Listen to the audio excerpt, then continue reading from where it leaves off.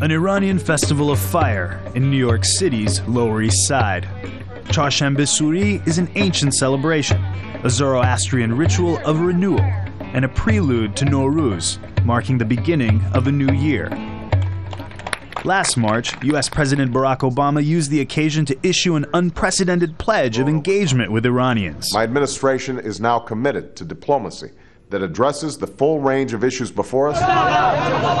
But since then, much has changed. A disputed presidential election in June, the rise of an opposition movement eager for reform, frustrations pouring out onto the streets, leading to violence and a government crackdown. Amid the political discord, the U.S. president has sharpened the rhetoric over Iran's nuclear program.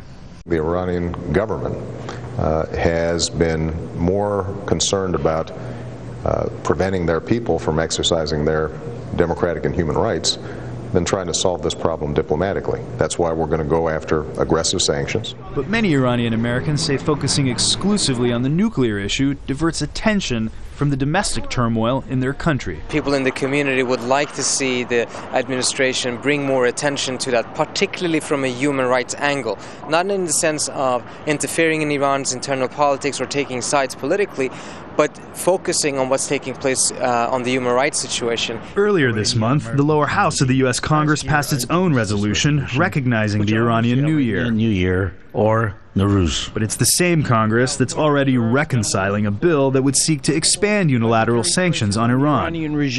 Whether it complements or undercuts Obama's policy, Iranian-American analysts say it's not likely to have much impact on a government which has been under the thumb of sanctions for over 30 years.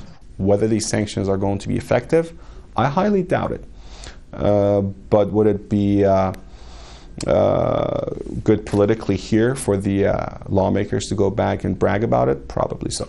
Focusing solely on the nuclear issue, analysts say, gives the current government the advantage. It would strengthen this hypothesis put forward by Mr. Ahmadinejad that the policy that we have taken so far has served us, keeping the Americans and the West solely focused on the Iranian nuclear dossier. We can keep their eyes off our human rights violations and domestic turmoil. As Iranian-Americans mark Nowruz, they do so with a ritual to ward off the negative energy collected in the last year. And they're hoping the U.S. will sustain a message to those inside Iran seeking greater political openness that the outside world hasn't forgotten about them. Khody Akhavi, Al Jazeera.